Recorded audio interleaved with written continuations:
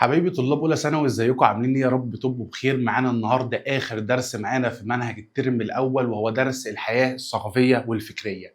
نفتكروا مع بعض كده، خدنا عندنا الوحده الاولى، خدنا عندنا الوحده الثانيه اللي احنا قلنا عباره عن 6 دروس، هو ملامح من تاريخ مصر. اخدنا فيها الحياه الاقتصاديه والسياسيه والاجتماعيه والدينيه. يتفضل مع حضرتك اخر درس النهارده في الوحده الثانيه وفي المنهج بتاع حضرتك بتاع الترم الاول، هو الحياه الثقافيه والفكريه. طيب، امتحاناتك ان شاء الله اتحددت.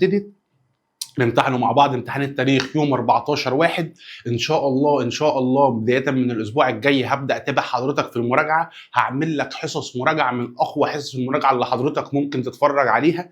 لو ما ذاكرتش حاجه من اول السنه خالص، ما فتحتش مذاكرتك، قاعد معاك ليله المراجعه بتاعتك، قاعد بشرح لك من اول وجديد، بحل معاك اسئله على كل درس، بحل معاك اسئله على الوحدات، بحل معاك امتحانات شامله. ان شاء الله هدخلك الامتحان بتاعك وانت ضامن الدرجه النهائيه. طيب، نبتدي النهارده نقفل معانا اخر درس. هو درس طويل شويه بس كلامه كله بسيط، كله سرد، كله احداث خفيفه، ومعظمه ربط بالحاجات القديمه. فحضرتك طول ما احنا شغالين هتلاقي الدرس بيجري معانا، لان هو درس ما فيهوش حاجه اساسا. طيب، لما نيجي كده واحده واحده هكلمك عن الحياه الثقافيه والفكريه. الفكر بتاع المصريين كان عامل ازاي، وثقافه المصريين كانت عامله ازاي. طيب، واحنا اصلا كان عندنا فكر وثقافه بسبب ايه؟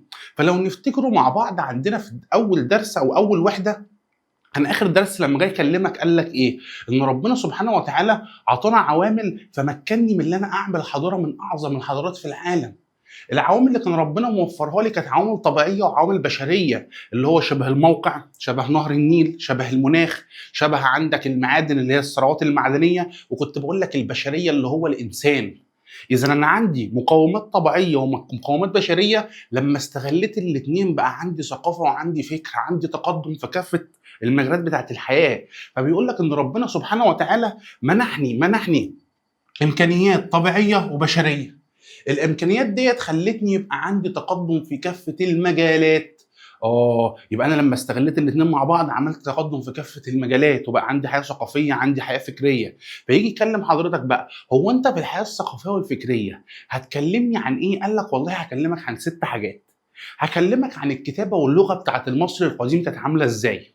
هكلمك عن مراكز العلم، كان بيتعلم فين وكان مين اللي بيعلمه. هكلمك عن الادب. هكلمك عن العلوم اللي كان بيتعلمها. هكلمك عن العماره، وهكلمك عن الفنون. يبقى انا في درس الحياه الثقافيه هتكلم عن ال6 نقط دول. طيب، نبدا كده. عندك لما بيجي يكلمك عن الكتابه المصريه، هو احنا المصري القديم كانوا بيتكلموا لغات مختلفه؟ قال لك لا والله، مصر كلها بالكامل كانت بتتكلم لغه واحده. يبقى كلنا كمصر بنتكلموا لغه واحده.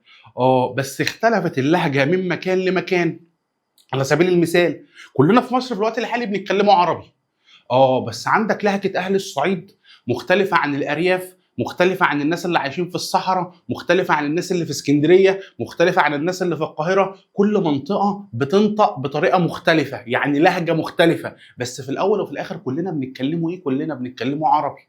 نفس القصة في مصر القديمة، كلهم بيتكلموا لغة واحدة بس لهجات متعددة. نفس الوضع اللي موجود عندنا. يبقى لما أكلمك عن اللغة بقول لك كلهم يتكلموا لغة واحدة بس اللهجات لهجات متعدده. طيب، حضرتك لما جينا اخترعنا الكتابه، عرفنا الكتابه دي امتى يا عم؟ قال لك عرفنا الكتابة في عصر ما قبل الأسرات، يعني قبل الأسرة الأولى، قبل الأسرة الثانية، قبل ما يبقى عندك حاجة اسمها أسرات أساسا. يبقى عرفنا الكتابة قبل عصر الأسرات.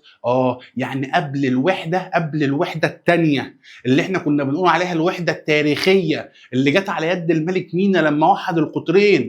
ما هو ده تأسيس الأسرات. فبيقول لك اللي احنا عرفنا الكتابة قبل عصر الأسرات. فلما حضرتك عرفت الكتابة ده مكنك اللي انت تكتب كل حاجة انت تقدمت فيها. يبقى تعالى كده، كل المصريين لغة واحدة، لغة واحدة، لهجات متعددة. عرفنا الكتابة قبل عصر الأسرات، يعني قبل الأسرة الأولى والثانية، قبل الوحدة التاريخية الثانية اللي هي على يد الملك مينا. طيب، حضرتك لما كنت تعوز تكتب كنت بتكتب بإيه؟ فبتقول لي والله بيبقى معايا قلم، القلم دوت فيه من جوه حبر وبكتب على ورقه. دي الحاجات اللي احنا بنكتب بيها. يبقى قلم، والقلم دوت فيه حبر وبكتب على ورقه. طيب، حضرتك المصري القديم لما كان بيكتب ازاي؟ نفس القصه اللي عند حضرتك بالظبط. عنده رقم واحد، عنده مداد. ايه المداد دوت؟ اللي هو الحبر اللي بيبقى موجود عند حضرتك في القلم، بس هو كان بيحطه جنبه كده. وكانت الوان الحبر اللي موجوده عنده عن المداد اللي موجوده عنده، كان عنده لون اسود وعنده لون احمر. يبقى المداد اللي هو الحبر عنده منه اسود وعنده منه احمر. طيب رقم اتنين عنده القلم بقى، بس القلم دوت حضرتك كان بيجيبه من نبات اسمه نبات البوص. بيجيب البوصه اللي احنا كنا بنطيروا بيها الطيارات زمان، كان يجيب البوصه يقطعها ويعمل السن بتاعها، ياخد السن دوت يحطه في المدد اللي هو الحبر ويبتدي يكتب بيه. يبقى كان عنده الاقلام اللي كان بيصنعها من البوص، يبقى عنده مداد اللي هو الحبر اسود واحمر، عنده القلم المصنوع من البوص. طيب حضرتك قلنا بنكتبه على ورق، طب احنا عارفين اللي احنا كنا اتشهرنا بالورق اللي عندنا اللي هو نبات الايه؟ نبات البردي. فبيقول لك كان بيكتب على قراطيس ولفائف من نبات البردي. فيقول لك ايه؟ هو مش احنا اللي اخترعنا الورق؟ طب قبل ما نخترع الورق كان المصري ده بيكتب على ايه يا عم؟ ما كانش فيه ورق ساعتها. قال لك ما قبل اختراع الورق كان بيكتب على ايه؟ كان بيكتب على الحجاره. اي حته لوح حجر كده او اي سور قدامه يقوم جاي كاتب عليه. بيكتب على المعادن، لو عندك حته معدن يبتدي يكتب عليها. عندك الخزف بيبتدي يكتب عليه. يبقى قبل اختراع الاوراق كان بيكتب على ايه؟ اقول له بيكتب على الاحجار والمعادن والخزف. طيب لما ابتدى يخترع الورق قال لك اهو اخترعنا الورق، فكتب على القراطيس واللفائف المصنوعه من نبات البردي. جميل. طيب يجي بعد كده بقى، انا خلاص عرفت عندي حبر، عندي قلم مصنوع من البوص، كنت بكتب على الاحجار وبكتب على المعادن وبكتب على الخزف. بعد كده اخترعت نبات البردي. طيب هل في نظام الكتابه كنا عاملين تواصل حضاري مع الدول اللي حوالين مننا؟ قلت له ما تنساش اللي احنا ورق البردي احنا اللي مصنعينه واحنا اللي مصدرينه لكل حته في العالم. فقال لك اللي احنا صدرنا نبات البردي لمنطقتين. قال لك صدرناه لغرب اسيا، وغرب اسيا هنا يقصد عند حضرتك حضاره بلاد فينيقيا. وقال لك في دول حوض البحر المتوسط شبه الحضاره اليونانيه. يبقى انا صدرت الورق ليهم لحضاره فينيقيا والحضاره الاغريقيه او اليونانيه، يعني في غرب اسيا ودول حوض البحر المتوسط، وده يدل اللي كان في بيننا وبين مصر او في مصر وبين الدول اللي حواليها كان في تواصل حضاري. طيب يبقى الكتابه سريعا، الكتابه عندنا مداد اللي هو الحبر اسود واحمر، عندك قلم مصنوع من البوص كنا بنكتبه قبل صناعه الورق على الحجر والمعادن والخزف. اخترعنا الورق بقينا نكتبه على قراطيس ولوائف من ورق البردي. طيب وقلت لك ان كان في تواصل بين مصر والدول اللي حواليها فصدرنا الاوراق. فلو جالك سؤال، ايه السؤال اللي ممكن يجي لك هنا؟ يقول لك ايه نوع او اداه من ادوات الكتابه، اداه من ادوات الكتابه كان لها دور اقتصادي. مين الاداه اللي ليها دور اقتصادي؟ هقول له عند حضرتك نبات البردي او اوراق البردي ليها دور اقتصادي. ليه دور اقتصادي؟ لان انا استخدمتها في التصدير، صدرتها لمعظم دول العالم. ادي عند حضرتك الكتابه. طيب كنا بنكتبه بايه؟ وخلي بالك من حاجه، اللهجه اللي مصر اتكلم بيها هي اللغه المصريه القديمه، والحاجه اللي احنا بننطقوها المصريه القديمه غير الكتابه اللي كتبها. يبقى دي كانت حاجه ودي كانت حاجه، بنتكلموا حاجه لكن بنكتبوا حاجه تانية. احنا قلنا كلنا بنتكلموا لغه واحده لكن اللهجات بتاعتي متعدده، يعني اختلاف في اللهجات، اختلاف في النطق. طب بالنسبه للكتابه حضرتك كنت بتكتب بايه؟ قال لك كنت بكتب باربع لغات او اربع كتابات مختلفه. بعلمهم ازاي؟ بقول له هير دي مقبطيه، هير دي مقبطيه. واحد هيروغليفيه. اتنين هيراتيقيه. تلاتة قال لك الديموتيقيه. الاخيره قال لك الكتابه القبطيه. يبقى بعلم الكتابات اللي عندي ازاي؟ قال لك عندك اربع كتابات، هير ديموقبطيه، هير ديموقبطيه، هيروغليفيه، هيراتيقيه، ديموتيقيه، اخر واحده قبطيه. وخلي بالي من حاجه، الكتابات دي ما كانتش مختلفه قوي عن بعض، دي كانت لغه وبيتطور فبيظهر واحده كمان. يعني الهيروغليفيه لما اتطورت ظهرت الهيروغليفيه، عندك الديموطيقيه حصل فيها تعديل، حصل فيها تطوير فظهرت عندك القبطيه. اذا هي معظمها كان تطور للتاني. طب تعالى نبتدي ناخد واحده واحده فيهم كده. لما اجي اكلم حضرتك عن اللغه الهيروغليفيه، ودي اشهر لغه عندنا، ليه؟ لان هي دي اللي كان بيتكتب بيها على جدران المعابد والاهرام. اي حاجه حضرتك بتشوفها على الحيطان مكتوبه هيروغليفيه، اي معبد مكتوب عليه بيتكتب عليه بالهيروغليفي. لذلك كلنا اول مره نسمعه اسماء ايه؟ الهيراتيقيه، الديموتيقيه، اول مره نسمعه الكلام ده. لكن هيروغليفيه سمعناها كتير لان دي الاشهر. طيب كانوا بيكتبوها ازاي؟ ايه شكل الحروف بتاعتها؟ قال لك والله شكل الحروف بتاعتها حاجه من الاثنين، يا بيكتب عند حضرتك الظواهر الطبيعيه، يا بيكتب عند حضرتك الكائنات الحيه. دي الحروف بتاعتها. يبقى الهيروغليفيه يا ظواهر طبيعيه، يا اما كائنات حيه. انا يرسم لك صوره حمامه، صوره شجره، صوره ورده، صوره النهر، صوره صخره، صوره هضبه، يبقى برسم حاجه من الاثنين. دي الحروف بتاعتي. الحروف دي او الرسومات اللي انا برسمها هي دي بتعبر عن الحاجه اللي انا عايز اقولها. يبقى اللغه دي حروفها عباره عن ايه؟ ظواهر طبيعيه، كائنات حيه، بتعبر عن الحاجه اللي انا عايز اقولها. طب بيكتبوا فيها فين يا عم؟ قال لك على الجدران بتاعه المعابد والمقابر. بيكتبوا بيها ايه؟ بيكتبوا بيها النصوص الدينيه. يبقى خلي بالك اهو، استخدمت في ايه؟ قال لك النقش على جدران المعابد والمقابر.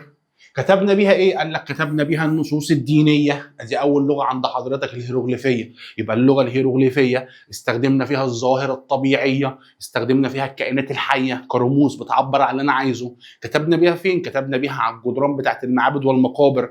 كتبنا ايه؟ كتبنا النصوص الدينيه. طيب بالنسبه للمعابد، احنا كتبنا على الجدران بتاعت المعابد، كتبنا باللغه الهيروغليفيه. بس المعابد دي قاعد فيها كهنه اللي هم رجال الدين.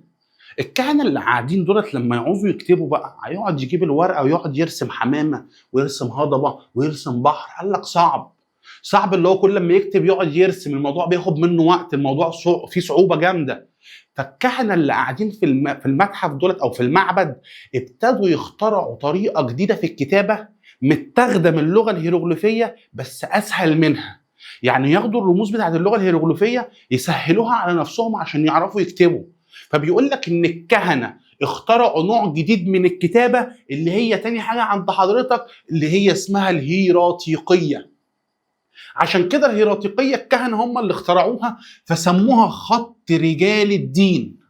ايه ده؟ طب الهيروغليفيه عشان كتبنا بيها على المعبد ذات نفسه فسموها الخط المقدس. يبقى فرق ما بينهم بقى. يبقى الهيروغليفيه اتكتب بيها على الجدران فسموها الخط المقدس لان اتكتبت على جدران المعابد، لكن اللي رجال الدين اخترعوها فسموها خط رجال الدين اللي هي اللغه الهيراتيقيه. ودي كانت اسهل في كتابتها من اللغه الهيروغليفيه او من الكتابه الهيروغليفيه. فبيقول لك اهو مين اللي اخترعها؟ قال لك ابتدعها الكهنه. يعني اللي اخترعها الكهنه. ليه؟ لان هم بالنسبه لهم اللغه الهيروغليفيه صعبه مش عارفين يكتبوا بيها، او الكتابه الهيروغليفيه دي صعبه مش عارفين يعملوها حاجه، فابتدوا يخترعوا عندي اللغه الهيراتيقيه. ليه؟ بص اهو، بتوفر لي السرعه في الكتابه والتدوين. يبقى كان الدافع وراء اختراع لغه جديده هو دافع السرعه. عايز المسألة تبقى سريعة عندي، دافع السرعة. طيب استخدمناها في ايه بقى؟ قال لك الكهنة مش هيقعدوا يكتبوا على الحيطة، لأن اللي بيكتبوا على الحيطة دولت اللي هم الفنانين أو الصنايعية أو الناس اللي جاية تبني.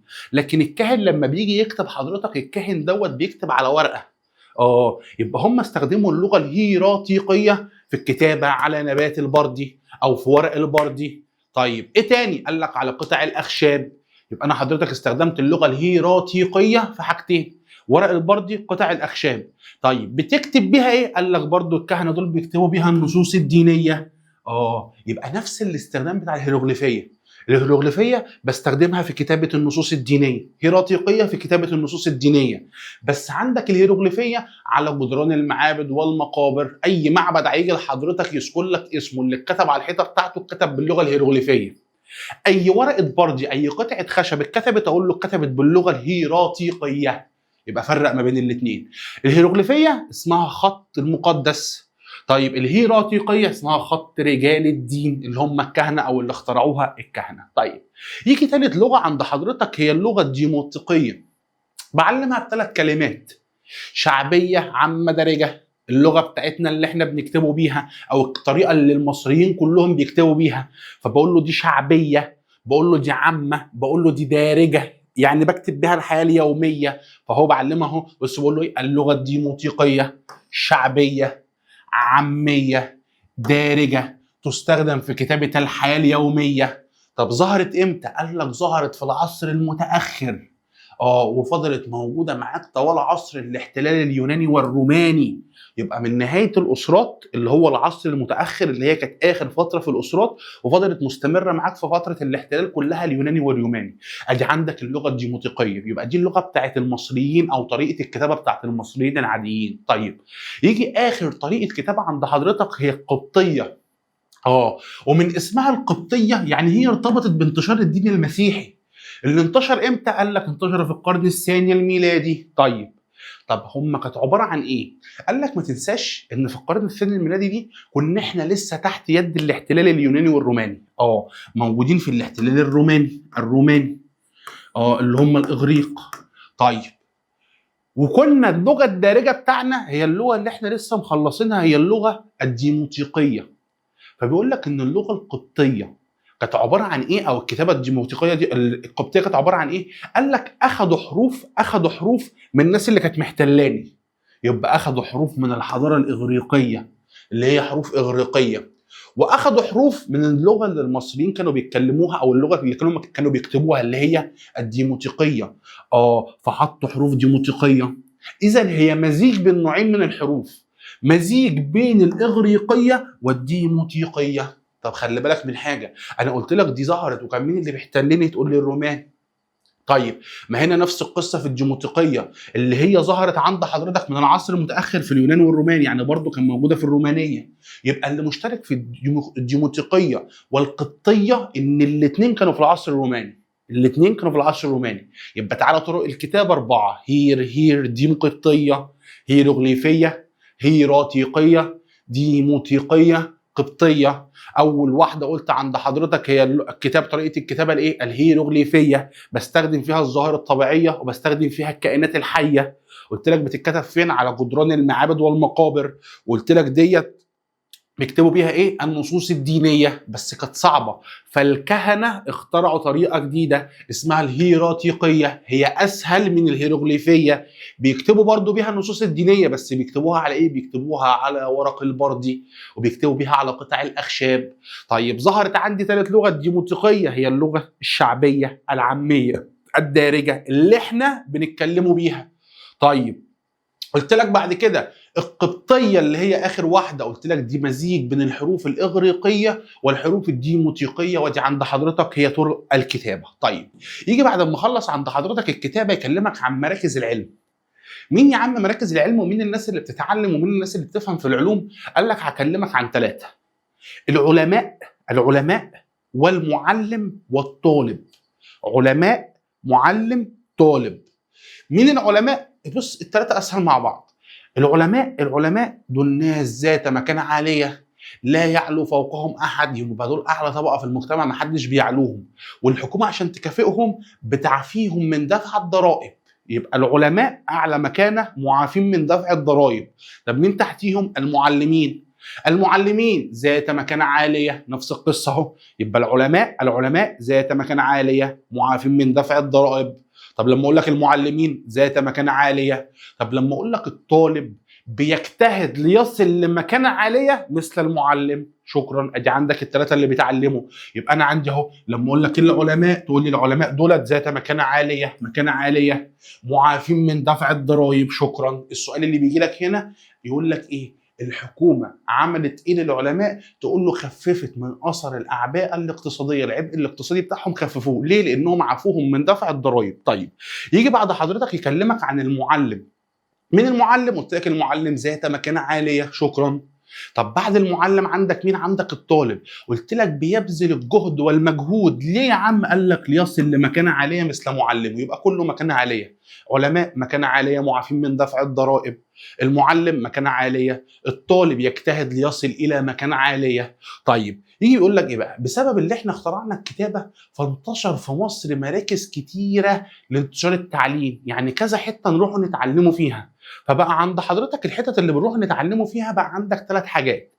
عندك رقم 1 المدارس، عندك 2 مراكز البحوث العلمية، عندك رقم 3 المكتبات. يبقى بسبب انتشار الكتابة رحنا اتعلمنا في 3 حاجات: مدارس، مراكز البحوث العلمية، واخر حاجة المكتبات. طيب، يجي يكلم حضرتك اول حاجة عن المدارس. يلا بينا كده. المدارس دي ظهرت في مصر القديمة امتى؟ قال لك ظهرت في العصور الفرعونية في اواخر العصر القديم. يبقى المدارس ظهرت امتى؟ اقول له في اواخر الدولة القديمة او العصر القديم. جميل قوي. ايه انواع المدارس اللي ظهرت؟ قال لك والله ظهر عند حضرتك 3 انواع. رقم 1 ظهرت مدارس متخصصه في العلوم، بتديك علوم بس، تديك الفيزياء والطب والكيمياء والتحنيط، حاجات خاصه بالعلم. يبقى مزاهر متخصصه في العلوم. 2 قال لك مدارس دينيه، كانت موجوده فين المدارس الدينيه؟ قال لك جوه المعابد، بنتعلمه في المعبد. يبقى عندك مدارس متخصصه في العلوم، عندك مدارس دينيه. طيب 3 قال لك عندك مدارس عسكريه ملحقه بالجيش، يعني تبع الجيش. يبقى المدارس في منها 3. وظهرت امتى؟ ظهرت اواخر الدوله القديمه. مدارس متخصصه في العلم، مدارس متخصصه في الدين في المعابد، ومدارس عسكريه ملحقه بالجيش يعني تبع الجيش. بيتعلموا ايه يا عم في المدارس؟ نفس اللي حضرتك بتتعلمه. بيتعلموا اللغات، بيتعلموا زي ما انا بديك بالظبط تاريخ وجغرافيا، بيدوك اصول الحساب، وبيدوك الهندسه، وبيدوك حاجه اسمها الادب اللي احنا هنتكلموا عليها بالتفصيل دلوقتي. طيب هنا ممكن يلعب معاك في الاسئله، يجيب لك تركايه، اقول لك ممكن يجيب لك تركايه. قلنا المدارس ظهرت امتى؟ قلنا ظهرت اواخر الدوله القديمه. مدارس متخصصه في العلم، ومدارس دينيه موجوده في المعابد، ومدارس عسكريه ملحقه بالجيش. ايه ده؟ هو احنا اهتمينا بالجيش امتى اساسا؟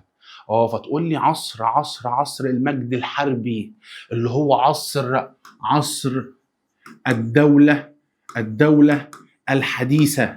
إذا أنا خلي بالي من حاجة، إن المدارس الملحقة بالجيش اللي هي المدارس العسكرية ظهرت في عصر الدولة الحديثة، مش في عصر الدولة القديمة. يبقى المدارس عموما ظهرت في الدولة القديمة، لكن العسكرية ظهرت في عصر الدولة الحديثة، وخلي بالي منها. طيب تاني منطقة ممكن نروح نتعلموا فيها هي مراكز البحث العلمي. ولما بكلم حضرتك عن مراكز البحث العلمي كان ليها اسم. ايه اسمها؟ قال لك اسمها بيوت الحياة. ايه ده؟ بص شبه لك ايه؟ البيت اللي بتروح تعمل فيه العلوم والتجارب بتاعتك عشان توصل العلم بتاعك، سموه لك ايه؟ بيت الحياة. يعني طول ما انت بتتعلم فانت عايش بيت الحياة بتاعك. اذا كان بيهتم بالعلم بدرجة كبيرة قوي. يبقى مراكز البحوث العلمية سموها ايه؟ سموها بيوت الحياة، وده دليل على الأهمية بتاعتها. طيب يبقى انا عندي اهو مراكز البحوث سميت ببيوت الحياه. فيجي يقول لك ايه بقى؟ مين اول جامعه في التاريخ؟ عشان تعرف احنا كنا مشهورين قوي، كنا ناس بنحب التعليم قوي. قال لك اول جامعه في التاريخ هي جامعه مصريه، هي جامعه اون، منطقه اون. وده اول مركز علمي في التاريخ، اسمها جامعه اون، يعني جامعه منطقه اون. طيب بيتعلموا فيها ايه؟ اشهر حاجات موجوده عندك. يقول لك ايه؟ انت طالب متفوق قوي، هتخش ايه؟ يا طب يا هندسه. يبقى الجامعه دي كانت بتعلم ايه؟ طب وهندسه. وايه تاني؟ قال لك ودين وفلك. يبقى جامعه اون دي مهتمه بايه؟ طب هندسه دين فلك، طب هندسه دين فلك. يبقى هنا اهو سميت ببيوت الحياه. المثال بتاع جامعه اون، المجالات قال لك طب هندسه ودين وفلك. طيب والجامعه دي هي اللي عملت لي نظام التقويم الشمسي اللي العالم كله ماشي عليه. يبقى هي اللي وضعت التقويم الشمسي، وطالما العالم كله ماشي عليه واتشهرت في الوقت ده جامد، يبقى كل دول العالم كانت بتسعى ان هي تيجي تتعلم عندك. فكان بيقول لك بيجي لها وافدين من جميع انحاء العالم. طيب فاكر في العصر المتاخر كان اخر فتره في العصور الفرعونيه، عشان يجي بعديها الاحتلال اليوناني والروماني والفارسي والكلام ده كله، من اول الفارسي لحد الروماني. طيب الفتره ديت كان ممكن الهويه بتاعتي تضيع، ده احنا كل شويه نتعرض للاحتلال. كان ممكن هويتك المصريه تروح، كان ممكن اللغه اللي انت بتتكلم بيها تروح. قال لك جامعه اون دي كان ليها دور جامد قوي قوي قوي في اللي هي تحافظ لك على الهويه واللغه بتاعتك اثناء الاحتلال. يبقى كان ليها دور في الحفاظ على اللغه والهويه المصريه في نهايه الاسرات الفرعونيه، يعني لما ابتدى يجي لي الاحتلال. يبقى انا اول حاجه في التعليم كان عندي المدارس. ظهرت امتى؟ اواخر الدوله القديمه. عندي مدارس متخصصه في العلم او في العلوم، مدارس متخصصه في الدين موجوده في المعابد، مدارس عسكريه ملحقه بالجيش. قلنا مراكز البحوث العلميه او البحث العلمي دي اسمها بيوت الحياه مثل جامعه اون. قلت لك جامعه اون دي اول مركز علمي في التاريخ بتهتم بتدريس ايه؟ قال لك الطب والهندسه والدين والفلك. قلنا دي اللي حطت نظام التقويم الشمسي اللي ماشي عليه العالم كله، وجالها ناس من جميع انحاء العالم تتعلم فيها، وكان لها دور في الحفاظ على اللغه والهويه المصريه في عصر نهايه الاسرات الفرعونيه. طيب ثالث مركز عند حضرتك بنروح نتعلمه فيه هي المكتبات.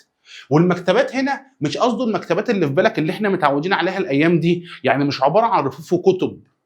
ليه؟ لان انت ما كانش عندك كتب زمان، بس كانت المكتبه بتاعتهم مليانه ورق بردي، والورق البردي دوت متسجل عليه الانجازات الحضاريه المصريه. يبقى المكتبه اختلف مفهومها عن الوضع الحالي، لانها كانت عباره عن اوراق بردي بيكتب فيها الانجازات.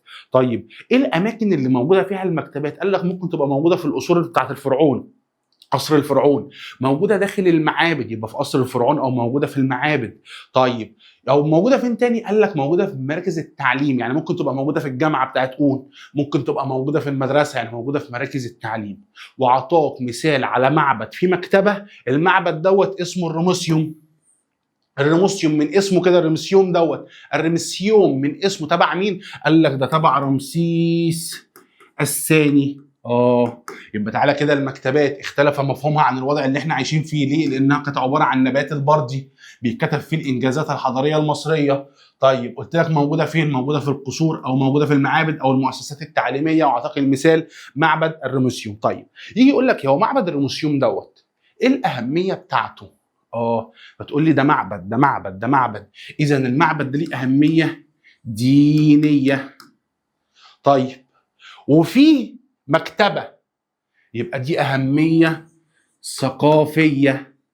طيب المكتبة دي فيها ورق بردي مكتوب عليه إنجازات علمية، يبقى ليها أهمية علمية. يبقى بص المعبد دوت ليه كام أهمية؟ دينية، ثقافية، علمية. يبقى معبد المسلم ليه أهمية إيه؟ دينية، ثقافية، علمية. أدي عند حضرتك المكتبات. طيب يبقى أنا كده خلصت إيه؟ مخلص أول حاجة عند حضرتك، مخلص طرق الكتابة أو اللي هي أنواع الكتابة، ومخلصين تاني حاجة عند حضرتك اللي هي إيه؟ اللي هي مراكز العلوم.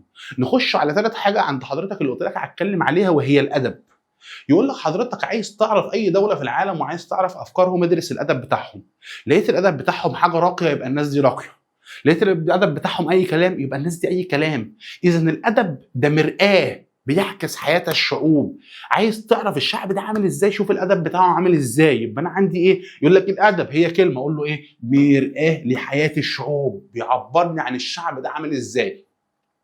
وتعرف ان اشهر ناس في الادب في العالم هم الاغريق. يبقى اشهر ناس في مجال الادب في العالم الاغريق، هم اللي عملوا القصه، هم اللي عملوا الروايه. بص بارعين قوي في مجال الادب. طيب قال لك بقى خد بالك من دي، ان المصري القديم عرف الادب قبل الاغريق ب 25 قرن. يعني بص الناس دي كانت متميزه قوي، بس مش هم اللي عملوا الادب، احنا عملنا الادب قبليهم ب 25 قرن، يعني حوالي 2500 سنه عاملين الادب قبليهم. فبيقول لك ان الادب هنا يرجع لعصر بناة الاهرامات، فسبقنا حضاره الاغريق ب 25 قرن. يبقى رغم اللي هم اللي متميزين قوي فيه، بس احنا اللي عاملين الادب قبليهم ب 25 قرن. طيب هل الادب ده عند حضرتك ليه انواع؟ قال لك والله عندنا 4 انواع من الادب. عندنا ادب اسمه ادب ديني، يبقى 1 ادب ديني.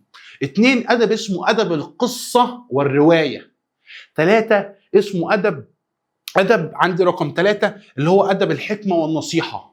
اخر حاجه عند حضرتك الادب السياسي. يبقى عندي 4، عندي ادب ديني، ادب القصه والروايه، ادب الحكمه والنصيحه، واخر حاجه الادب السياسي. طيب نبدا واحد واحد فيهم كده. الادب الديني، فلما بقول لك الادب الديني يعني بيدرس اي حاجه ليها علاقه بالدين، ليه علاقه بالمعبودات، ليه علاقه بالحساب بعد الموت، ليه علاقه بالبعث والخلود، ليه علاقه بالاساطير الدينيه زي ايزيس واوزوريس. ليه؟ من اسمه ادب ديني يبقى ارتبط بكل ما هو له علاقه بالدين، المعبودات، الالهه، البعث والخلود، الحساب بعد الموت، الاساطير الدينيه، واعطاك مثال ايزيس واوزوريس. طيب انواعه ايه؟ قال لك هكلمك فيه عن 3 حاجات او 3 امثله.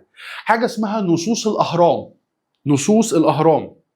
2 حاجه اسمها نصوص التوابيت. 3 حاجه اسمها ايه؟ قال لك كتاب الموتى. يبقى نصوص الاهرام، نصوص التوابين، كتاب الموتى. وال3 على ترتيبهم هو ترتيب العصور. فيقول لك ان نصوص الاهرام كانت في عصر الدوله القديمه، بعديها نصوص التوابيت عصر الدوله الوسطى، بعديها كتابات الموتى او كتاب الموتى ده عصر الدوله الحديثه. يبقى ده ترتيبهم، قديم وسط حديث. نصوص الاهرام، نصوص التوابيت، وكتاب الموتى. طيب نصوص الاهرام من اسمها بتتكتب فين حضرتك؟ بالاسم، من الاسم بتتكتب فين؟ بتتكتب على جدران الاهرام. طب هم بيكتبوا ايه؟ قال لك بيكتبوا التعاويذ والشعائر الدينيه. يبقى نصوص الاهرام تعاويذ وشعائر الدينيه على جدران الاهرام. في عصر الدوله ايه؟ لسه قايلين عصر الدوله القديمه. طيب يلا بينا، نصوص التوابيت من اسمها بتتكتب فين؟ على التوابيت. بتتكتب على التوابيت الخشبيه، يبقى تكتب على التوابيت الخشبيه. موجوده فين؟ قلنا دي العصر اللي بعده، يبقى عصر الدوله الوسطى. طيب اللي بعديه قال لك كتاب الموتى، دي عباره عن ايه؟ قال لك تعاويذ وادعيه دينيه، تعاويذ وادعيه دينيه.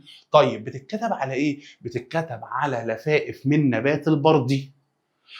طب هي كانت عباره عن ايه؟ بيجيب لفائف من نبات البردي، بيكتب عليها ادعيه للمتوفي، بيكتب عليها التعويذ بتاعته وتتلف، يا بتتحط في التابوت مع المتوفي يا بتتحط في الكفن معاه. دي كده كتابات الموتى. اتشهرت امتى؟ قال لك كانت موجوده في عصر الدوله الحديثه. يبقى انا عندي النصوص الدينيه 3: نصوص اهرام، نصوص توابيت، كتاب الموتى. دوله قديمه، دوله وسطى، دوله حديثه. طيب ممكن يلعب معاك هنا في ايه؟ استكيه بسيطه. نصوص الاهرام بتتكتب على الاهرام، التوابيت بتتكتب على التوابيت، كتاب الموتى بيتكتب على ورق البردي وبيتحط مع الناس اللي ميته.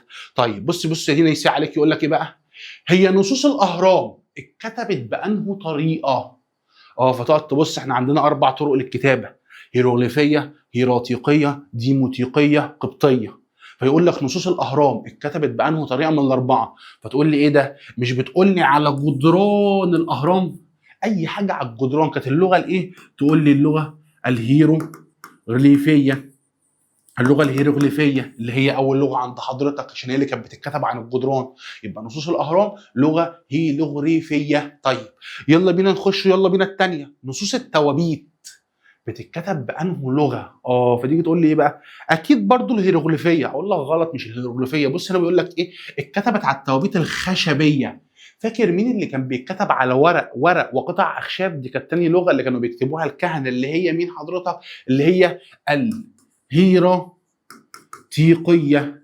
عشان هي اللي كانت بتتكتب على الاخشاب، القطع الخشبيه. طيب قلنا كانت بتتكتب على الخشبيه وعلى ورق البردي. طب ما انت عند حضرتك كتاب الموتى كان يكتب على ايه؟ اوراق البردي. يبقى برضو دوت اللغه الهيراتيقيه. يبقى نصوص الاهرام بتتكتب بايه؟ باللغه او بالكتابه الهيروغليفيه. طب نصوص التوابيت وكتابات الموتى الاثنين هيراتيقيه. ادي عندك اول نوع من الادب اللي هو الادب الديني.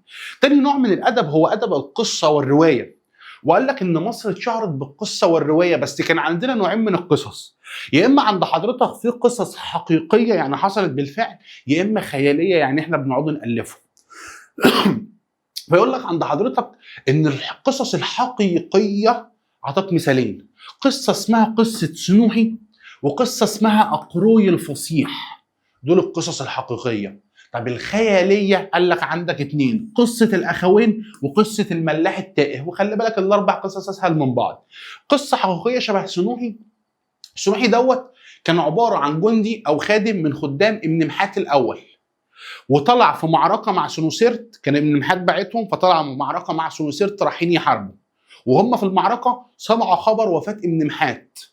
فسنوحي خاف يرجع مع سنوسرت. ليه؟ لان هو لو رجع مع سنوسرت هو كان بيحب ابن محات قوي، فممكن يتخلصوا منه بكل سهوله، لان اللي كان بيحكم بيحب كل اللي حواليه يبقى تبعه هو، بيحبه هو. فالراجل دوت بيحب ابن محات، فممكن يتخلصوا منه. فالراجل ده اخذ بعضه وهرب لاسيا، بقى جندي في اسيا، وبقى من اشهر الفرسان والجنود اللي بيحاربوا في اسيا، واكتسب شهره بالغه. طيب الراجل دوت كان عايش حلمه يرجع تاني لوطنه. لحد ما مين عرف؟ سنوسرت عرف ان الراجل دوت نفسه يرجع لوطنه، فبعت له اللي هو مسامحه. والراجل دوت رجع وعاش اخر فتره في حياته عاشها في مصر، وتوفى واتدفن فيها. طيب وده دليل على ايه؟ الراجل ده كده بيدل على الانتماء للوطن. طيب تاني قصه عند حضرتك اللي هي قصه اقروي الفصيح. دي قصه فلاح فقير عنده محصول، لما زرع المحصول جه موظف من كبار الموظفين سرق منه المحصول بتاعه. راح الفلاح دوت يقابل الملك عشان يرجع المحصول بتاعه، ما رضاش يقابله، ففضل متمسك اللي هو يقابل الملك. راح مره واثنين وثلاثه، واستخدم الكلمات البلاغيه، يعني بقى يكلمه بالبلاغه لحد ما الملك اقتنع ورجع له المحصول بتاعه. طيب دي قصص واقعيه حصلت. طب القصص الخياليه قال لك قصه الاخوين. واحد كان اسمه انبو، واحد اسمه باتا. بيقول لك اللي انبو ده كان متجوز واحده، والواحده دي كانت عايزه مين؟ بتحب اخوه. فعايزه تكلمه، فاخوه رفض، فراحت اتدلت على اخوه اللي هو عايز يكلمها. فالاثنين الاخوات زعلوا من بعض، فجاء انبو دوت قام جاي متعارك مع باتا واتهمه بالخيانه وقتله. فبيقول لك ان هو رجع للحياه بقصه اسطوريه، وعرف يمسك الحكم وعرف ياخد حقه من الاثنين. طب قصه الملاح التائه، بيقول لك ان دي اسطول كان ماشي، الاسطول دوت تحطم، الناس كلها غرقت ما عدا واحد. الواحد ده فضل عايم، وصل لجزيره، على الجزيره لقى تعبان بيتكلم، فكلمه انا من الحته الفلانيه وحصل 1 2 3 وغرقنا. فبيقول لك ان التعبان ده اخده من على الجزيره رجعه لبلده تاني، ودي من القصص الخياليه. طيب عندك صاحبك لما بيجي يتكلم معاك تقول له يا عم بطل دراما، مش هيبطل، لان احنا اول ناس في العالم اخترعنا الدراما. فبيقول لك بص سبقت مصر بلاد الاغريق بمعرفه الدراما. يبقى الاغريق متميزين في الادب ومتميزين في الدراما، انا سابقهم في الاثنين، سابقهم في الادب وسابقهم في الدراما. وعملنا اول دراما تمثيليه سنه 3400 قبل الميلاد. يبقى دي كده ادب القصه والروايه. طيب رقم 3 هو ادب القصه والحكمه والنصيحه. لما نيجي نفتكره كده في درس الحياه الاقتصاديه لما كنا بنتكلم عن التجاره الداخليه، قلت لك ان التجار كانوا بيتبعوا الحكم والارشادات والوصايا التجاريه، يعني بيسمعوا كلام الناس اللي اكبر منهم. لما جينا اتكلمنا عن حور محب وعن القوانين بتاعته، قلت ما كانتش كافيه لوحديها عشان توقف ظلم وفساد الموظفين. فجا جنبيها حاجات مكمله اللي هي الحكم والارشادات، اللي هم لازم يبقى عندك ادب النصيحه. يقول لك ايه، جدي كان بيقول لي كذا، مثل شعبي بيقول كذا، دي اسمها اداب الحكمه والنصيحه. فبيقول لك ده عباره عن ايه، تراث روحي، يعني ده بينتقل من جيل لجيل، بس تراث روحي بننتقلوه كده، بيبقى لازم تحس بالمعنى بتاعه. وده عباره عن ايه، نصيحه وحكمه وارشادات، نصائح وحكم وارشادات. ومن اشهر الحكماء اللي كانوا موجودين عند حضرتك في مصر كان عندك 2، واحد اسمه بتاع حتب كان موجود في الدوله القديمه، وحكيم تاني اسمه آني موجود في الدوله الحديثه. ادي عندك اداب الحكمه والنصيحه.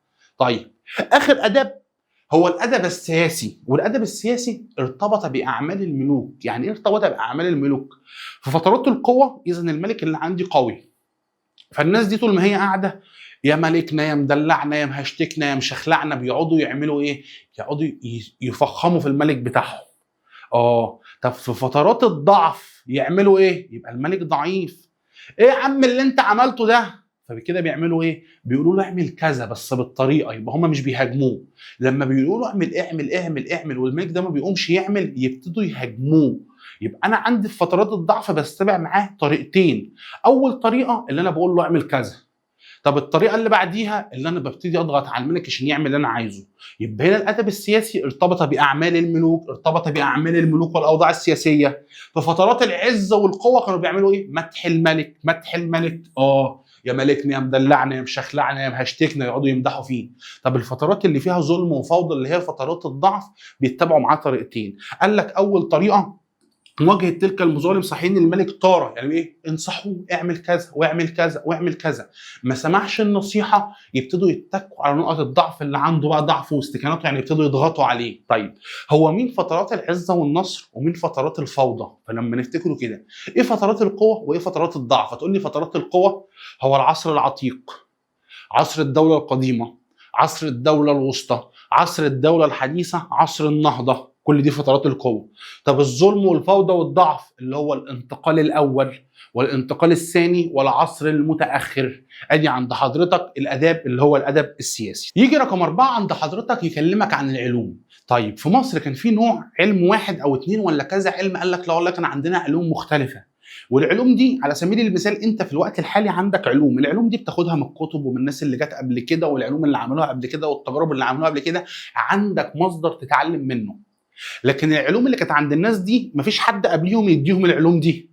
فالناس العلوم دي اللي كانت عندهم قايمه على حاجتين، قايمه على الخبره وقايمه على التجربه. الخبره اللي هم اكتسبوها عشان بيحطوا ايديهم في الحاجه ويشتغلوا، والتجربه اللي هم بيجربوا الحاجه فبيعرفوها. يبقى العلوم اللي كانت عند الناس دي قايمه على حاجتين، قايمه على الخبره والتجربه، الخبره والتجربه.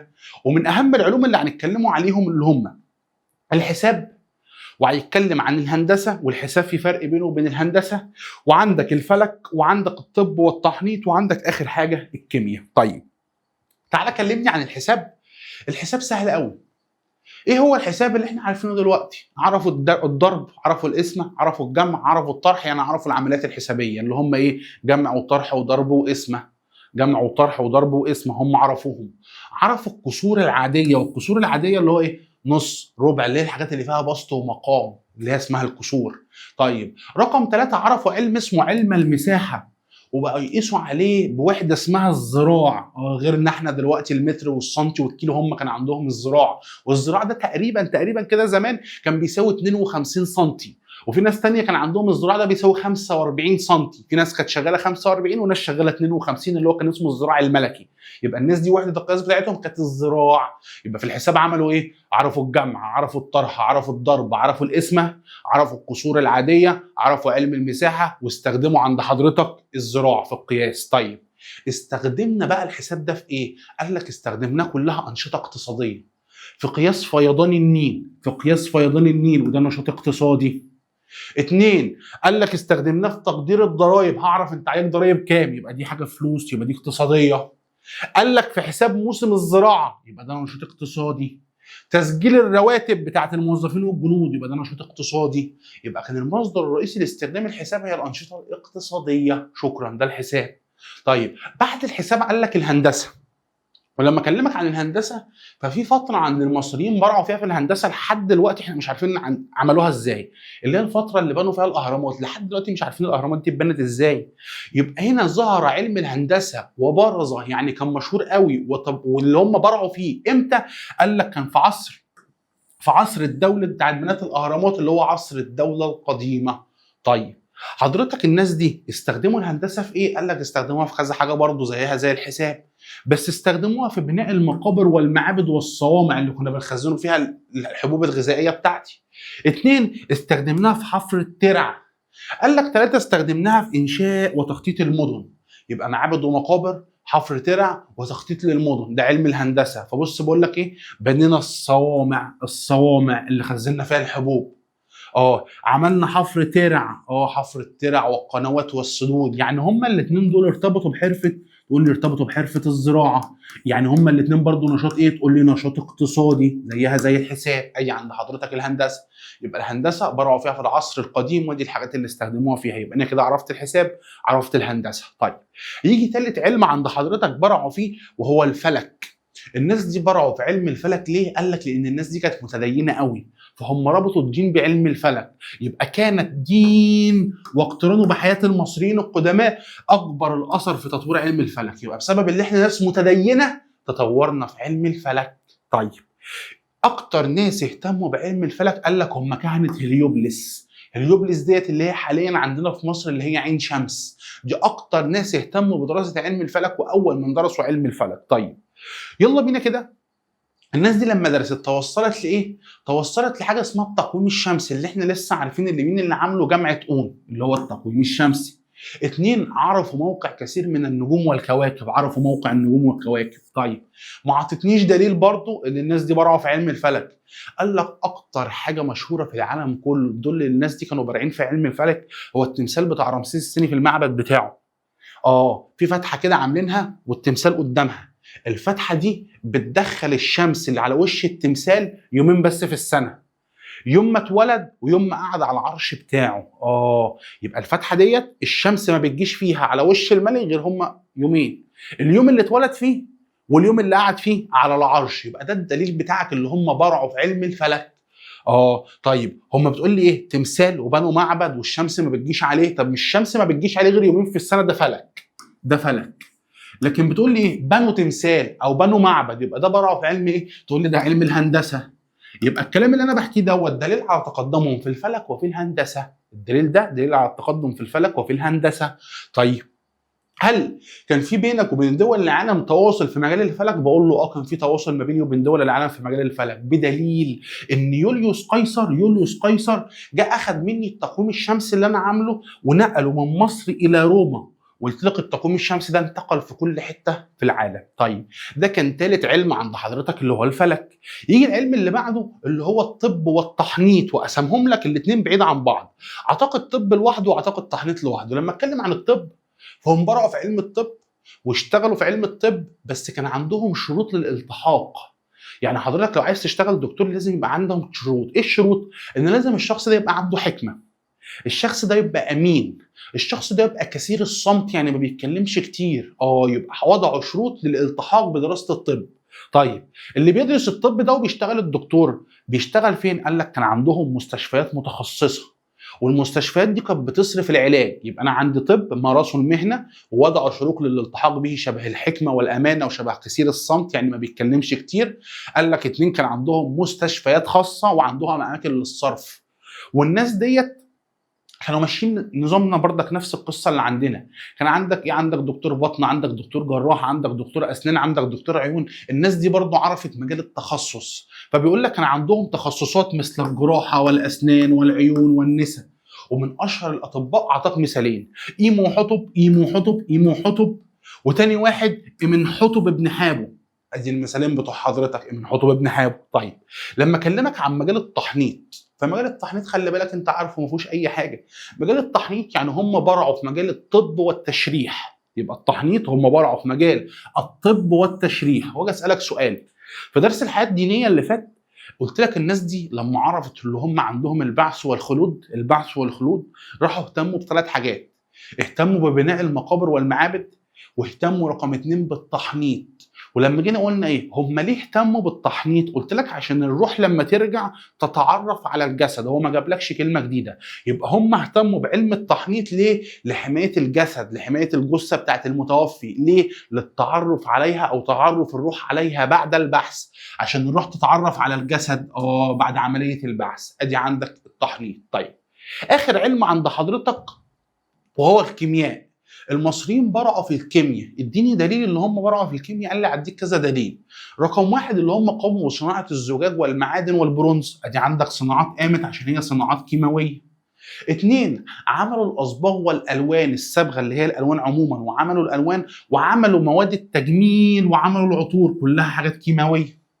ثلاثة، قال لك اعداد المواد التي تدخل في عمليه التحنيط اللي هم كانوا بيحيطوا بيها، ما دي عمليه كيميائيه. قال لك رقم 4 عندي صناعة العقاقير والأدوية اللي هم كانوا بيرصفوها عندك في المستشفيات. فيجي يقول لك إيه؟ هو كده ارتبط علم الكيمياء بإيه؟ فبقول له إيه؟ هم مش صنعوا الزجاج، يبقى ارتبط علم الكيمياء بالصناعة، لأن هم صنعوا الزجاج وصنعوا عند حضرتك البرونز وصنعوا المعادن. طيب ارتبطت الكيمياء بإيه؟ ارتبطت بالطب والتشريح. ليه يا عم طب وتشريح؟ قال لك عشان هم ارتبطت بعمليه التحنيط. يبقى دي الكيمياء ارتبطت بالصناعه وارتبطت بعمليه التحنيط. كده خلصنا عند حضرتك رقم 5 اللي هي الكيمياء. طيب يبقى انا خلصت الكتابه، خلصت مراكز العلوم بتاعت حضرتك او مراكز العلم بتاعت حضرتك، خلصت الادب وخلصت العلوم اللي اخدوها. فاضل لك في الدرس ايه؟ فاضل لك هم حاجتين سهلين: العماره، وفاضل لك عند حضرتك الفنون. قلت لك معلش الدرس طويل سنه، بس كله سرد وكله احداث خفيفه، ما فيهوش اي حاجه، وحاجات معظمها قديم وهتلاقيها سلسه في المذاكره بتاعتك. طيب لما اجي اكلمك عن العماره، حضرتك لما بتشوف منظر البيت بتعرف الناس اللي فيه ناس معاها فلوس ولا ناس فقيره. طب لما بتخش منطقه بتعرف الناس اللي في المنطقه دي ناس متعلمه وراقيه ولا ناس نص نص ولا ناس برضو مش متعلمين، من منظر البيوت اللي هم قاعدين فيها. اذا منظر العماره بيعكس ثقافه الامه. يبقى انا مجرد ما بشوف شكل المباني انا بعرف ثقافه الامه دي عامله ازاي. فبيقول لك ان العماره دي تعبر عن ثقافه الامم، وبعرف الناس دي غنيه ولا فقيره، يبقى بعبر عن امكانياتهم الاقتصاديه والبشريه. طيب وان العماره بتاعتنا احنا في مصر القديمه كانت بتتميز بانها بسيطه وضخمه وعظيمه. حاجه بسيطه كده سيمبل، وفي نفس الوقت ضخمه، مباني كبيره، وفي نفس الوقت حاجه عظمه. فبيقول لك تتميز العماره بالبساطه والضخامه والعظمه. طيب وان العماره عندنا في مصر ارتبطت بالحياه الدينيه. ايه ده؟ ايه علاقه الحياه الدينيه؟ برضك هقول لك ارجع لدرس الحياه الدينيه اللي فات، لما قلت لحضرتك ان المصري اعتقد بالبحث والخلود اللي هو هيموت ويرجع تاني. فالراجل دوت ساب الدنيا واهتم ببناء 3 حاجات: المعابد، واللي هو يعمل تحنيط، واللي هو يعمل اساس جنائزي، وما اهتمش بالبيوت اللي هو قاعد فيها. قلت لك البيوت بتاعته كانت مساكن بسيطه. ليه؟ لان هو عارف ان الفتره اللي هو عايشها دي فتره مؤقته، وبعد ما يموت هيرجع تاني الحياه الابديه. فعشان دي فتره مؤقته فعملنا بيوت اي كلام. يبقى ارتبطت العماره، ارتبطت بالعقيده الدينيه عند المصريين. فعملوا ايه؟ المساكن بتاعتهم كانت بسيطه. معموله من ايه؟ معموله من الطين والطوب اللبن. الطين والطوب اللبن، ادي عندك الطين والطوب اللبن. ليه؟ لان هو كان بالنسبه له البيت ده مؤقت، لما اموت مش هعيش فيه، انا هعيش في بيت تاني ابدي. يبقى بالنسبه له عشان المساكن دي مؤقته. لما عمل المعابد دي بتاعت الالهه، فمش هيعملها اي كلام زي ما عمل البيت بتاعه، فعمل المعابد من الحجاره باعتبارها بيوت المعبودات. طيب لما جه عند حضرتك المقابر برضه عملها من الحجاره. ليه يا عم عملتها من الحجاره؟ قال لك عشان هي ديت اللي هتحفظ الموتى عشان عمليه البعث. يبقى الراجل ده اهتم بثلاث حاجات. بالمساكن عملها اي كلام، الطوب اللبن والطين، ليه؟ لانها مؤقته. بس اهتم قوي بالمعابد عملها من الحجاره، والمقابر عملها من الحجاره. طيب وهكلمك في العماره بقى عن ثلاث حاجات، انواع العماره. هكلمك عن المدن، وهكلمك عن المقابر، وهكلمك عن المعابد. نبدا اول حاجه في المدن. المدن دي حضرتك كان بيعملها ازاي؟ قال لك والله لما كان بيجي يبني مدينه كان بيبنيها على شكل دائري. المدينه بتاعته بيبنيها على شكل دائري، وبيبني حواليها سور. يبقى المدينه على شكل دائري وحواليها سور، السور دوت في داخله التحصينات، بيحطوا التحصينات اللي بتحمي المنطقه او بتحمي المدينه. طيب جوه المدينه دي متقسمه ازاي؟ قال لك فيها تقسيم طبقي، يعني ناس فقراء وناس متوسطه وناس غنيه. قال لك فلما تيجي تبص للاحياء الفقراء، يعني مساكن الفقراء، بتلاقي الشوارع بتاعتهم ضيقه وبيوتهم لازقه في بعض، يبقى البيوت متلاصقه وشوارع ضيقه. الطبقه المتوسطه البيوت بعيده سنه والشوارع اوسع سنه. طب الطبقه الغنيه قال لك كانت منازل واسعه وحواليها مساحات خضراء شاسعه. يبقى اذا استخدمت في بناء المدن والتخطيط بتاعهم التقسيم الطبقي اللي هم الفقراء والوسطاء والاغنياء. ادي عند حضرتك اهو. يبقى المدن، تخطيط المدن كانت تخطط على شكل دائره وحواليها سور معمول من الطوب اللبن، وفي الحصون بتاعك والقلاع اللي بتحميها. طيب قلت لك ارتبطت، عملت تقسيم طبقي. الطبقه الفقيره قلت لك بيوت الفقراء متلاصقه والشوارع بتاعتها ضيقه. عندك طبقه متوسطه، وعندك الطبقه العليا اللي هم كان حواليهم مساحات خضراء واسعه. طيب اشهر المدن كان عندك ثلاثه، اللي هم ايه؟ قال لك مدينه اخيتاتون ومنف وطيبه. اخيتاتون ومنف وطيبه. طيب هل المدينه دي كانت كلها بيوت بس؟ قال لك لا، كان فيها من جوه مراكز اداريه اللي هم بيديروا منها المدينه، وكان عندك مراكز دينيه يبقى فيها اماكن اداريه ودينيه. الديني احنا عارفين يبقى فيها معبد، يبقى الديني فيها معبد. طيب الاداري المكان اللي بيتحكم منه المنطقه دي اللي هو بيقول عليه قصر الحاكم. وعندي المنشآت العامه اللي هو شبه الحاجات اللي احنا اخدناها في الوزارات مثلا، اللي هي الدواوين، اللي هي الادارات الخاصه بالزراعه، الادارات الخاصه بالتجاره، اسمها منشآت عامه. يبقى انا عندي كان جوه الدوله او جوه المدينه اللي بيعملوها ما كانتش بيوت بس، كان عندك قصر الحاكم، وكان عندك المنشآت العامه، وكان عندك المعابد، لان دي حاجه دينيه اساسيه معايا.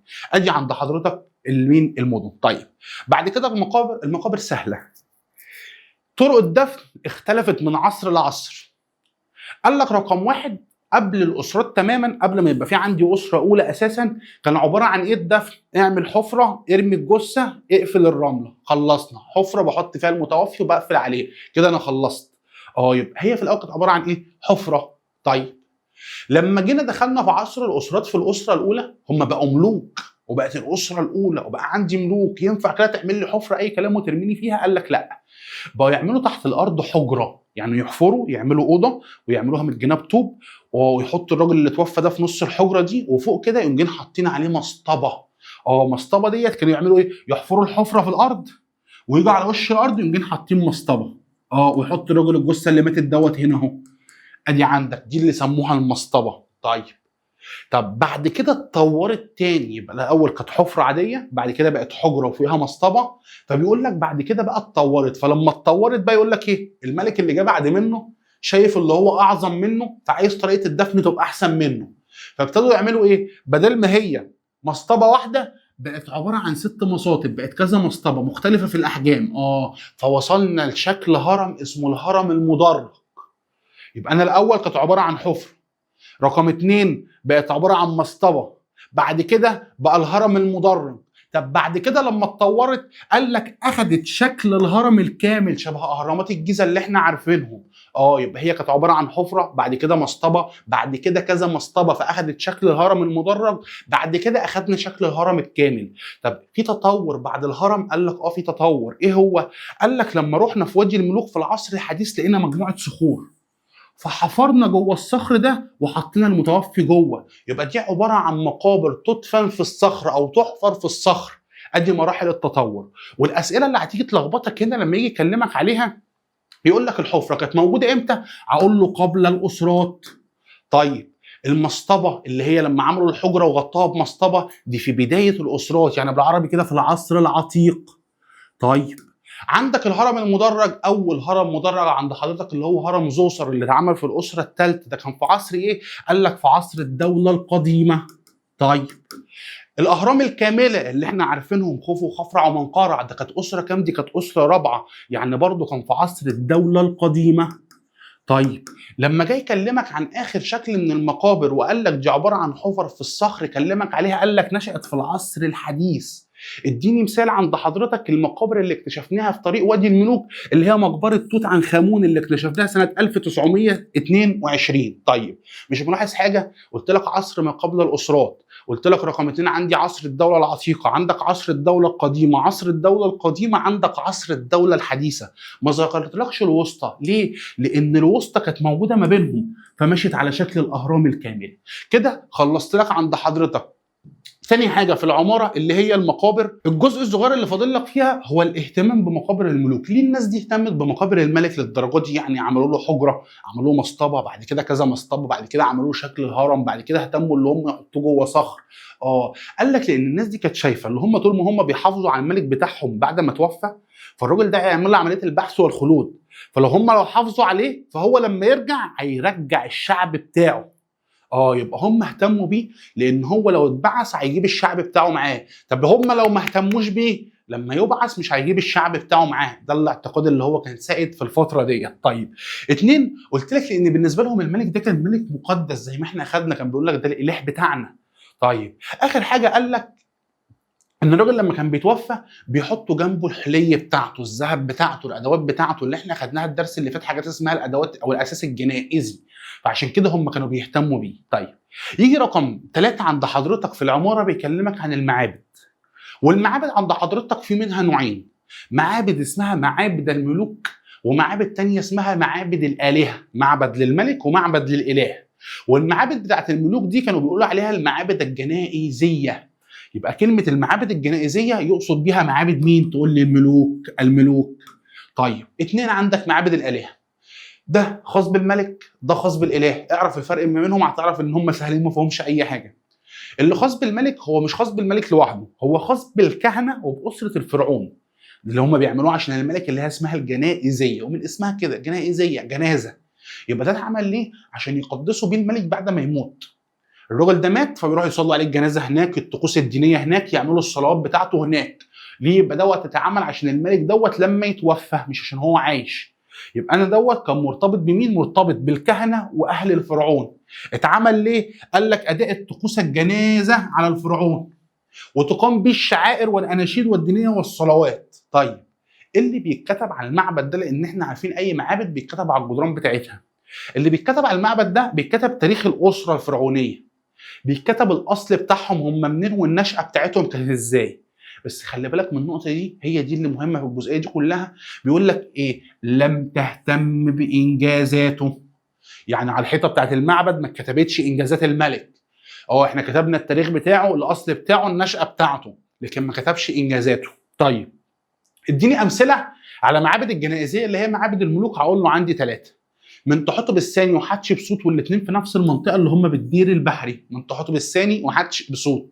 رقم 3 قال لك الرموسيوم اللي احنا لسه قايلين بتاع رمسيس الثاني، اتعمل في غرب الاقصر. طيب هنا يجي لك سؤال، ايه السؤال اللي يجي لك؟ قلت لك في حته مهمه ان في المعابد الجنائزيه لم تهتم بانجازات الملوك، ما كتبش فيها انجازات الملوك، بس في ملك من ال3 دولت خالف القاعده دي وانجازاته اتكتبت على الحيطه بتاعت المعبد. مين؟ دي حتشبسوت لما عرفنا من عندها الرحلات التجاريه اللي قامت بيها. الرحلات التجاريه احنا عرفناها منين؟ من المعبد بتاعها في الدير البحري اللي هو معبد حتشبسوت. يبقى اللي خالف كتابه الانجازات هي حتشبسوت، كتبت انجازاتها على الحيطه بتاعت المعبد، واحنا عارفين المفروض اللي هي ما تكتبهاش. طيب عندك رقم 2 المعابد الخاصه بالالهه. مين اللي بيخليهم يبنوه؟ الملك بيديهم امر روحوا ابنوا معبد للاله كذا. ليش؟ لما بيديهم الامر هو بالنسبه له كده بيقدس الاله، روحوا اعملوا معبد للاله كذا.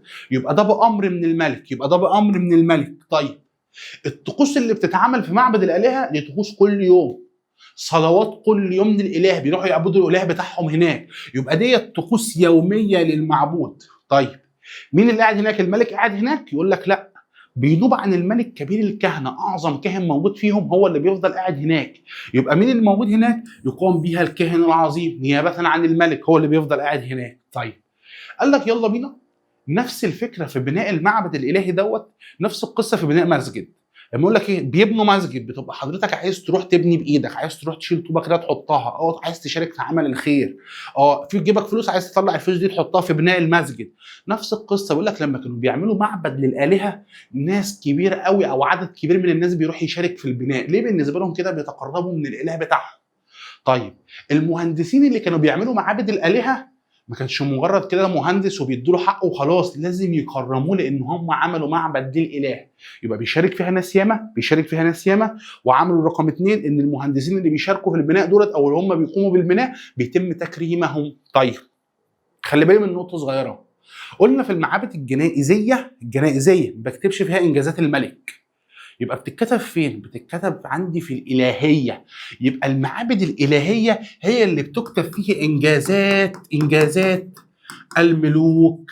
يبقى إنجازات الملوك ما بتتكتبش هنا، بتتكتب هنا في الإلهية. طيب اديني أمثلة. قال لك معبد الكرنك، اللوكسور، إدفا، أبو سمبل، هبس، كل ديت أمثلة على المعابد الإلهية اللي بنعبدوا فيها الآلهة. ولو تلاحظ كده معابد الجنائزية هي باسم ملوك عشان هي بتاعت أشخاص، لكن هنا هي باسم مناطق لانها خاصه بالالهه. ادي عندك المعابد. طيب كده فاضل لك حاجه واحده في الدرس كله وهي الفنون، وان مصر اتاثرت في الفنون بتاعتها بكذا حاجه. العوامل اللي حوالين مننا زي عوامل الطبيعيه، النهر، المناخ، الكلام اللي حوالين مني اثر في الفن بتاعي. يبقى المصريين تاثروا بالعوامل بتاعتك، وان المصري كان دايما مرهف الحس، فالفن بتاعه كان مبدع شويه عشان هو مرهف الحس. الاوضاع اللي حواليا كسياسيه واجتماعيه على طول في تغيير، عصر قوه، عصر ضعف، ناس رايحه وناس جايه، ففي تغيير حواليك سياسي واجتماعي. بالاضافه ان المصري ده كان متدين قوي. كل الحاجات اللي انا قلتها لك اللي هو العوامل الطبيعيه، قلت لك تغير الاوضاع السياسيه والاجتماعيه، الانسان ده كان مرهف الحس، الانسان ده كان مقيد بالدين بتاعه، كل دول اثروا في الفن المصري. فهكلمك في الفن المصري عن حاجتين، عن النحت وعن النقش والرسم. فلما اكلمك عن النحت هو نحت التماثيل، فاكلمك فيه عن 3 فترات: عصور ما قبل التاريخ، وفي عصر بداية الأسرات، وعندي أواخر العصر العتيق. عصور ما قبل التاريخ لما كانوا بيجي يعملوا تمثال بينحتوه من ايه؟ قال لك بينحتوه من الطين او من العظام او من العاج. طين، عظم، عاج، الطين والعظام والعاج. طيب جينا في عصر بداية الأسرات اللي هو عصر العتيق، يعتبر في بداية العصر العتيق، بقوا يستخدموا ايه؟ قال لك بقوا يستخدموا النحاس وصناعة التماثيل. طيب في أواخر العصر العتيق اللي هو أواخر عصر بداية الأسرات، قال لك بقوا يستخدموا ايه؟ قال لك بيستخدموا التماثيل الحجرية. يبقى إذا كنت بستخدم في صناعة التماثيل أو في نحت التماثيل معادن شبه النحاس وأحجار، يبقى في صناعة التماثيل أحجار ومعادن اللي هو النحت بتاعي. طيب أشهر المنحوتات عند حضرتك صاحب تاني هرم اللي هو الهرم الأوسط، اللي هو مين؟ اللي هو خفرع، اللي عمل تمثال ابو الهول اللي هو كان في الاسره الرابعه، يعني في عصر الدوله القديمه. وعندك مثال تاني في عصر الدوله الحديثه اللي هو تمثال تحتمس الثالث. يبقى عندي مثالين في الدوله القديمه، خفرع صاحب تمثال ابو الهول، والدوله الحديثه تحتمس الثالث. ادي عند حضرتك اللي هو النحت. طيب يجي تاني حاجه في الفنون اللي هو الرسم والنقش. يقول لك ان الرسم والنقش في مصر القديمه ظهر من عصر الدوله القديمه. يبقى بدايته في الدولة القديمة أول ما ظهر النقش عندك أو الرسم. طيب بس ما أخدش وضعه وازدهر واتشهر غير في عصر الدولة الحديثة. يبقى هو ظهر في الدولة القديمة بس ازدهر في الدولة الحديثة. وأكتر مكان ازدهر في مصر القديمة إن هم عندهم فنون زي الرسم والنقش هي منطقة طيبة. ليه؟ لأنها كانت مقر الحكم. فهي عشان مقر الحكم، المقر السياسي بتاعنا، فكان كل الفنانين قاعدين فيها، كل الرسامين قاعدين فيها، كل بتوع النقش قاعدين فيها، فحصل فيها ازدحام. كان فيها ازدحام ليه؟ مليانه بالفنون. يبقى طيبه مليئه بالفنون. طيب كان عندك الرسم ده، كان عندك منه حاجتين: الرسم والنقش اللي على جدران المعابد، اللي على جدران المعابد اللي بنعملوه، والمثال بتاعك قال لك ان شبه النقوش والرسومات اللي لقوها على معبد توت عنخ امون، اللي هو في معبد توت عنخ امون اللي لسه قايلين افتكرناه او اكتشفناه سنه كام؟ 1922. كان عندك تاني فن مهم قوي اللي هو فن الكاريكاتير.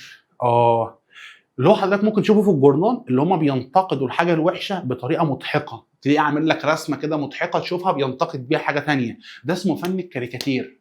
اول ناس في العالم عرفت فن الكاريكاتير هو المصريين، اللي هم سموها الرسوم الهزليه اللي هو فن الكاريكاتير. طيب الكلام دوت ظهر امتى؟ قال لك ظهر في عصر الدوله الحديثه. قلت لما ازدهرت يبقى ظهر في عصر الدوله الحديثه.